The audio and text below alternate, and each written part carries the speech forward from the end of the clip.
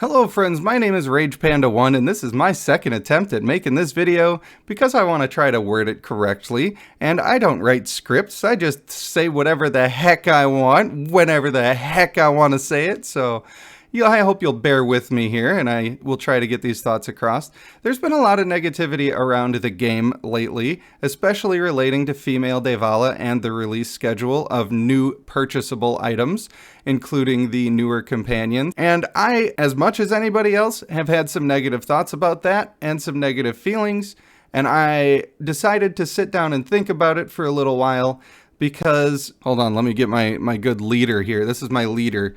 Get her up on the screen for this. I read a book that many of you probably have heard of by Jocko Willink, which is called Extreme Ownership. And one thing that they talk about in that book is when you have a boss, somebody that's in charge of you, or a company, and you're just following orders, but you think that they're doing something that's hurting the company, usually what's actually happening is a breakdown in communication. And what you need to end up doing is take a step back and think to yourself, okay, does my manager want this company to fail?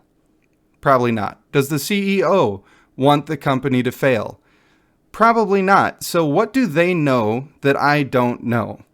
And that's the process and approach that I was trying to take while trying to figure out what is going on over there where it seems like they're making kind of a lot of wrong choices. Namely, right now, the state of some of the champions that are being released and the schedule that some of the champions are being released. So let's pop back over to our female Devala. When they released this lady, she initially was not doing that much damage, and a lot of us remember that pretty clearly. And then Vigor got involved, and it became a huge problem. And the reason it became a huge problem is because she can be immune to death, and she can also be immune to damage. So why would they put all of that stuff on a character? Well, number one, I think she was intended to not do that much damage. I think that was on purpose. She was meant to be more of a tanky person for sustained comps, and I can respect that. So why would they make her immune to death and immune to damage? Well, at the time when she was released, and certainly when she was being designed, the main complaint that we all had, and some of us still have now, is that female Lionstone and 3 burst mages, that's the whole meta, there's no other way to play the game, and it's boring and not fun. Now, if you were a developer of a game, and you had invested a ton of money into development and advertising and trying to get your game off the ground, and just a few months in, everybody was saying, this is so boring, there's only one way to play. Do you think that maybe the first thing you would try to do and the top thing on your priority list would be to fix that meta somehow, some way? So is it possible that they released her to just be overpowered and make you wish that you had bought her and create fear of missing out so that you'll buy all the future companions just to be safe? Maybe. Maybe that's possible. But it's more likely, I think, that this was created as a counter to the meta that people were complaining about. I think it was meant to fix the main complaint that everybody had. Unfortunately, at the same time, they're trying to match the complexity of similar games, and because of that, they've added things like Guardian Stone. And I think Guardian Stone alone could have been fine. But Guardian Stone is not fine in combination with Vigor. And I think that Vigor was made so that people would feel like the marriage system, which is supposed to be the big selling point of the game, is actually valuable to you and a huge part of the game and how you develop your lineage over time. There were a lot of complaints before Vigor came out saying that marriage doesn't really matter and all it does is it gets in the way, the genealogy gets in the way of me transferring traits from one companion since I have to separate my marriages and do all of that happy fun stuff that I don't give a hoot about. I just want to get in there and do whatever I want to do. So all at the same time, the developers are tackling all of these problems of trying to match the features on another game, trying to fix the balance of their own champions so that there's more than one way to play the game, and also trying to make their marriage system stand out in a way where it's actually valuable to the game. The problem is that those things all added up into a perfect storm where we now have a completely broken character that makes Valley of Conquerors and Arena 100% not fun unless you also have the female Devala. And honestly, you really need her to be mythic and with over 60 vigor, otherwise you're missing out. So that's a problem. But I don't think it was an intended problem, and I think that we should ride it out and see where they go to fix that. That doesn't change the release schedule problem, though. The release schedule has been something that's grinding my gears quite a bit. As a lot of you know, I get an extra 3,000 gems a week as a bonus for being a content creator in good standing with the company. But even with that extra bonus, I can't keep up with getting all of these companions and also getting anything done in the way of intimacy, and intimacy is extremely important to the game. However, the main crux here is that when these companions come out, I can't get them again.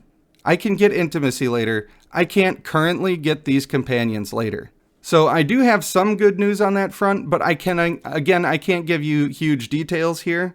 I can say that the companions and these champions coming back around is on their development radar right now. It is being worked on, okay? So don't worry about the game staying exactly the way it is now, where if you miss a champion, you're done and you'll never see him again.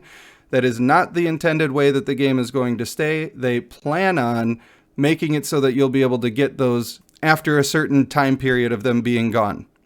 They will come back around, they will be available, and this whole thing I'm talking about will be much less of a problem. So, we're expected to see that in Q1 of next year. However, that is not a promise. So if it doesn't happen in Q1, then, development takes time, and that's just the way it is. But they are working on it. We don't need to panic. As for the release schedule, let's take a look at this guy and see if maybe they were trying to do something else besides a cash grab when they released him so fast after the new best character in the game, when he was, of course, the counter to the burst meta as well. Well, I think we just answered our own question. Having this passive skill that reduces what you get from buffs directly counters all of those burst mages, and having a totem that sends out 5 different stuns, potentially stunning people out of their ultimates, is also a counter to that burst meta.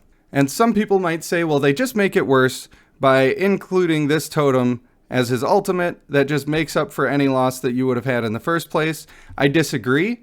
This character doesn't do any damage, and it's hard to fit him on the team. If he didn't have an ability like that increased the other people's damage on his team, he probably wouldn't be viable or usable at all, and therefore would not be a good counter to the burst meta, which is what they were trying to accomplish, in my opinion. So the point that I keep coming back to in this video is that I think a lot of these decisions, in fact, all of these decisions, were based on good intentions by the developers, and I think that they were implemented in a way that maybe they just didn't foresee the problem that they were creating at the time.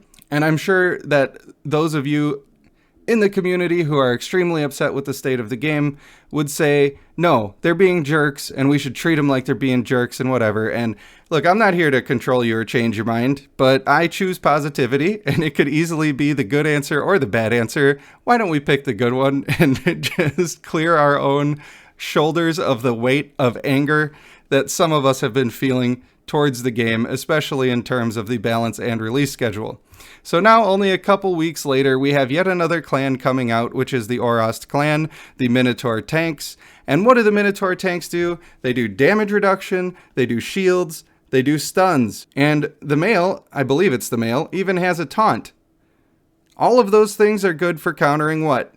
The burst meta. That's right. So I think that the package of dudes that we're getting right now is meant to change the way that the game is played and give you more options of things to use. In fact, even having female Devala being such an annoyance and a problem has actually increased the male Yevnayan in overall quality because of what he can do to shut her down. Now, I will also say that just because I'm playing devil's advocate here and I'm saying good things about some decisions that have not worked out the absolute best for the game, that doesn't mean that I don't think that the company has any fault in the situation and that they've been doing a perfect job. That is not what I'm saying, and if you come away from this video thinking that's what I'm saying, then you are objectively wrong, because I am clarifying that for you as I speak. The point of this video has nothing to do with absolving the sins of the company who has created the game. All it has to do with is to clear our conscience and make us a little less stressed out about it, because I have been a little bit stressed out about it. My Valley of Conquerors have been going very terribly. I've been getting into valleys where I am significantly lower than anybody else, And I've been getting into dungeon descents where it's essentially unwinnable until I ascended some of my characters a little higher. Now I'm doing better with that, but that's a lot of frustration that I've been hearing from a lot of people. Some of that comes down to just bad communication. In fact, I would say that it almost exclusively comes down to bad communication. And bad communication leads to poor management of expectations, which is where a lot of the anger comes from. And I'm sure that you all know that poorly managed expectations can be a huge problem. And if you do happen to catch this video around the time of the server downtime, then you should go ahead and sneak onto the Discord, because they do have some spoilers that are going to be leaked for you for some exciting stuff with the game, and you might want to check that out. So if you can't log in and you're feeling a little grumpus about that, then hop onto the Discord. The link is in the description below. So now we're going to go ahead and end the video. All I wanted to do was try to offer some new perspective. Again, I'm not saying that the company are saints and perfect and that we should all be buying some knee pads so that we can appreciate them to the fullest extent. That's not what I'm saying. I'm saying we should just all chill and relax, bro. So let's go ahead and finish this by giving a massive beat down to our good friend Snaga. He got beat down in the last video. He's much closer to our power now, and his female Devala is considerably stronger than mine. So basically, we have to annihilate his team before he gets a chance to fully annihilate my team in one fell swoop. Let's see if I got what it takes to defeat the one actual true tank in the game. The female Devala. Oh, never mind. My life save already popped. It's over. We ain't gonna make it, folks. Hate to disappoint you, but this is going to be an L on the resume. And there goes his ult, so my whole team... Oh, he spent a lot of travel time. He spent a lot of travel time there. We got a good team left. Oh, gets the ult off just in time. This triggers his life save, yeah. Oh, no, that's not good. I don't think I got the life save. Oh, we did. Yes. Suck it, Snaga. Take that, boy. We've had a fun back and forth.